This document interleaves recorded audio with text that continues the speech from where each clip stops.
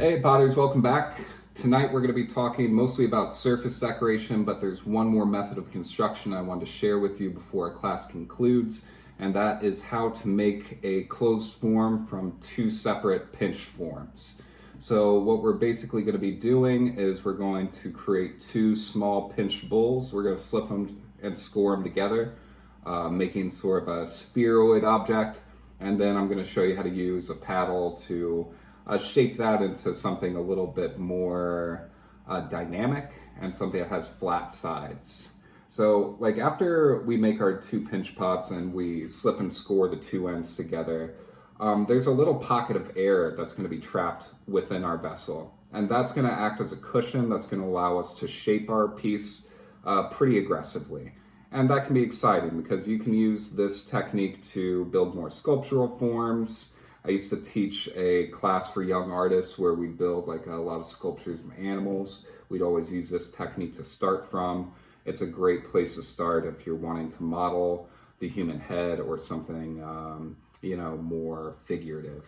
So it's a good tool to have in your tool belt, but I'm going to be showing you a pretty rudimentary practice. You can extrapolate these techniques to create something a little bit more fun, a little bit more exciting to you, but it's a good baseline to have. So pinch pots, here we go.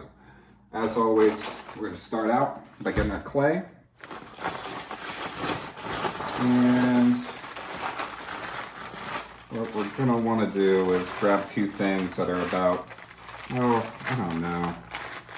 two pieces of clay that are about the size of a tennis ball.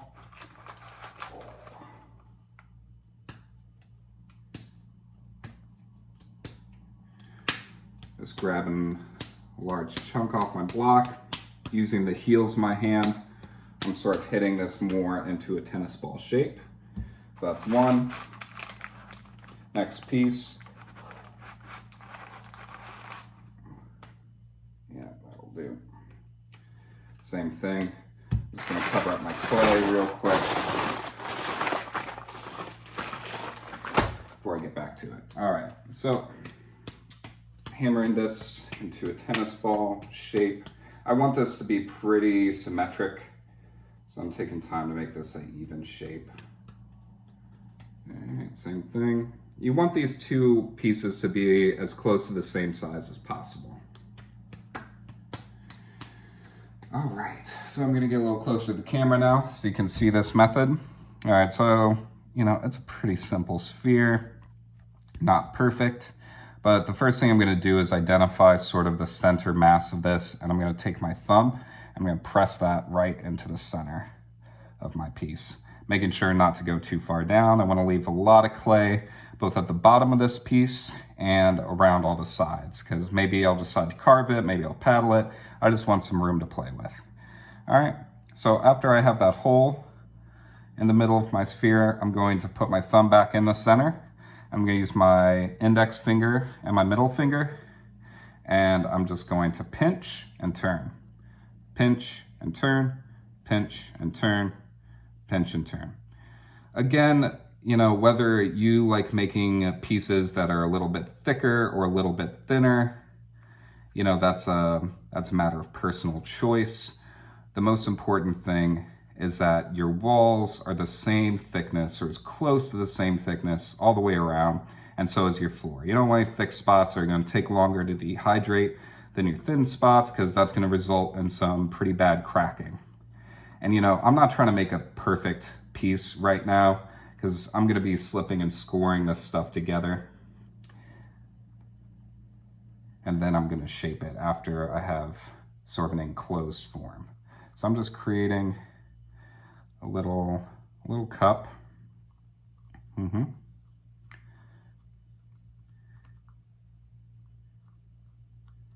right, so now I've got a, decently thick cup. I want it to be pretty robust because I'm going to be paddling this thing. Maybe I'll decide to carve at it, but I need to have a lot of room to play with. I don't want any thin spots. All right, so after I got that, if you've got one of these serrated ribs, that's great, because I'm going to be slipping and scoring this, so I'm just going to get out ahead of it, and I'm going to score up this edge.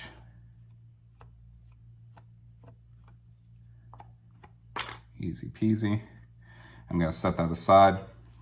Now we're doing round 2. Again, locating what I think will be the center, pushing my thumb into it. You can see I'm sort of using the friction of my thumb turning to sort of bore a hole.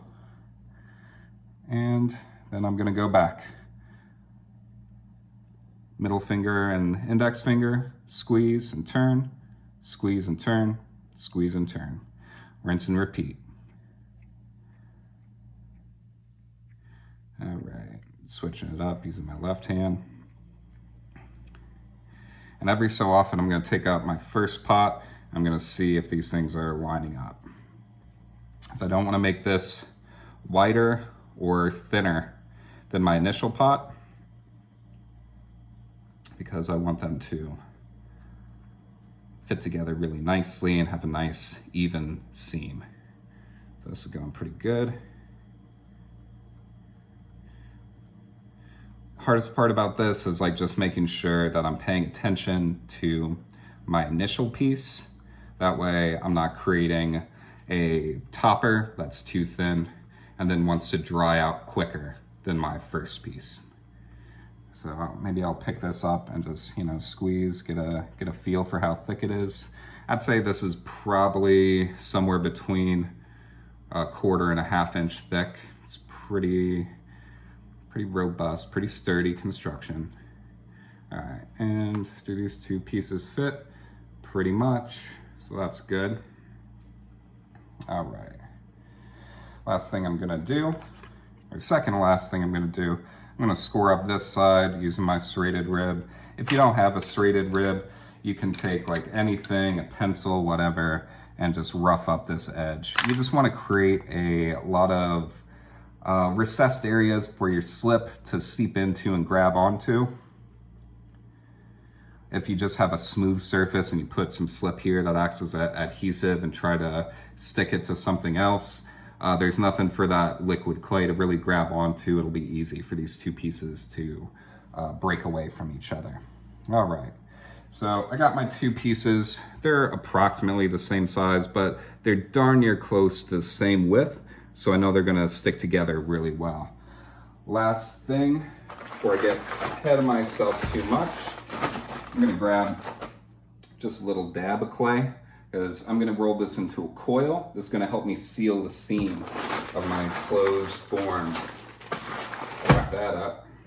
All right, so now I'm gonna take my slip.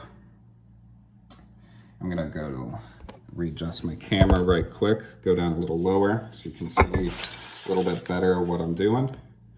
All right, so I got a cup full of slip. I'm gonna get a liberal dab on my finger and I'm gonna put a lot of slip on one end.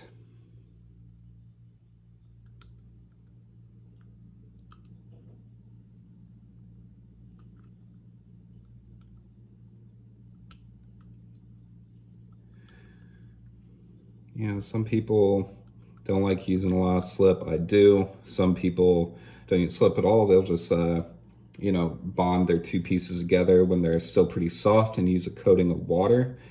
That can work too. But this works for me, and I'm reasonably confident it'll work for you too. Wash my hand off real quick.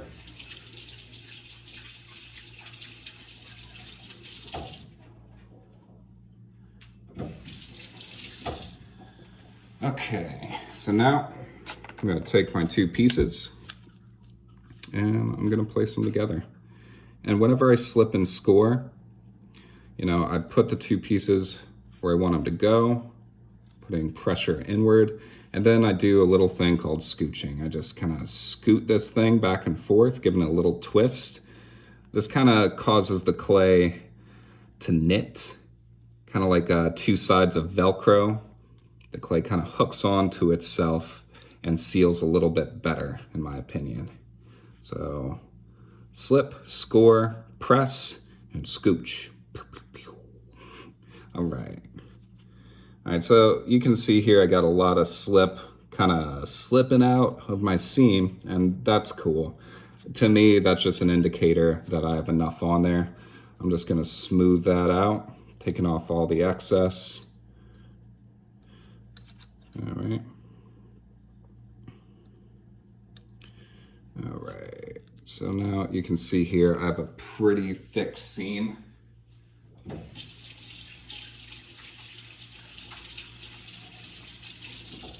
That's no problem, because we're gonna blend it pretty good. And you know, there are a couple ways to do this. I'm gonna start by just getting my round rib that comes in any pottery toolkit. I'm just gonna take the edge of that rib.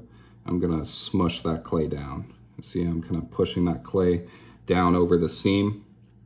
Like any sculptural project, we're gonna start by defining the shape and then we're gonna refine it. So this is like sort of just rough defining of where my seam is gonna fit together. It's blending down. It's pretty rough. You can see there's a nasty scar of where that is. Now I'm gonna take my piece, I'm gonna flip it upside down, and I'm gonna continue to blend, this time in the opposite direction.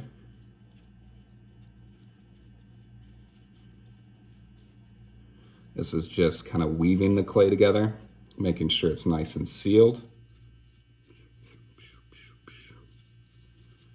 Right, nice, nice, nice. Boom, boom, boom. Not too bad. But you can see I kind of got a pear shape, something it's a little thinner in the middle. And you know, this thing could probably be fine as is, but what I'm gonna do is I'm gonna take that little dab of clay, I'm gonna pinch it in my hands to make a coil. A long rope of clay. And I'm gonna blend this coil into that thin spot. That way I know my two pieces, they're really not gonna come apart. You know, some people, they like to roll out their coil, and that's cool. That can take your rudimentary sort of rough rope shape and make it a little bit more continuous, a little bit more even. If I'm in a hurry, I'll just sort of squeeze out my clay and blend it together. But here's a little combination of the two. So now I'm gonna take this coil and I'm gonna wrap it around that sort of thin spot. All right, you can see where my coil meets. And all this extra clay here, I'm just gonna take that off. Ball it up and throw it back in my bag. Oh yeah. All right, so first things first, I'm just gonna sort of pat this thing into it. I'm noticing as I'm doing that, I have a little excess clay. I'll pinch that off. All right. So after I have that coil in contact all around with that thin spot, now I'm gonna use my finger instead of my rib on the bottom part of my coil. I'm gonna turn it as I'm taking, you know, a little bit of pressure with my index finger, and I'm just pushing that corner of the coil down into the base of my piece. All right, boom, boom, boom, boom, boom, boom, boom. All right, flip it upside down, do the same thing to the other side.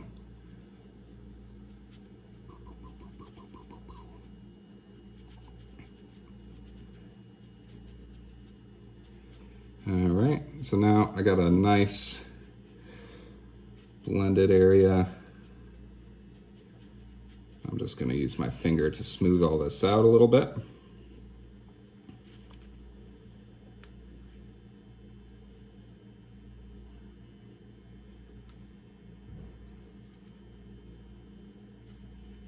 All right, not bad, not bad. It's kind of looking like a potato, as so many of my projects do at the beginning, but you know, that's not a bad thing. Anybody who has a problem with potatoes is no friend of mine. Unless you're allergic to starch, you know, then we can still be friends, but you know, I think you're probably following my analogy. All right, so now I got an enclosed form. It's nice, it's light, and what's really great about this is that it's got a it's got a pocket of air trapped inside of this thing, which is cool because now I can like smash it around. I can mold this, and that air is going to act like a little bit of a cushion. Anytime I see that seam popping up, I'm going to blend that out, top to bottom. All right. And I'm going to kind of make this into a bud vase. I'm going to be using a paddle to flatten this out a little bit. All right. So that's looking good. So now we're pretty much set for this thing. I'm going to take out a paddle. It's a nice pottery paddle. It's got a serrated edge. It's also got a flat edge. And I'm going to start hammering the side of this thing. You can see the air inside of this thing is kind of supporting my piece, so it's not collapsing even though I'm smacking it pretty hard. And I've got a nice flat edge now. I'm going to continue that around because I just want to get a rudiment, like before I can really start shaping this thing into the form I want, it's going to have to dry out a little bit. I want to get the sides in there because I kind of want this thing to look like a stone.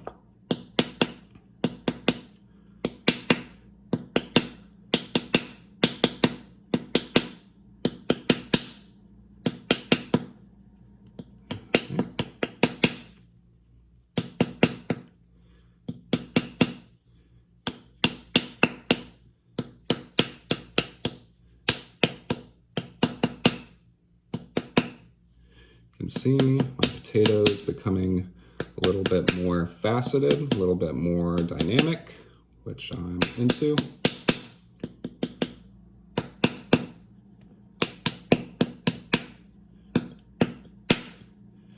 All right, and now I'm going to set the base. I'm just going to pound on the table, flatten it out with my paddle, and I'll go back to this and sort of refine this shape a little bit more after it's dried, but it's good for now. One last thing, because I want this thing to dry out, I'm going to need to poke a hole in it because clay, it shrinks as it dries, and I got a certain specific amount of air trapped inside of this. That air is not going to shrink. So if I just leave it like this and it dries out to bone dry, it's going to crack because that air is going to want to escape. It's like going to take up the same amount of volume, even though there's less space available to it as this dries. So I'm going to use my little stylus. I'm just going to poke a hole in the top of this thing because it's going to be a bud vase.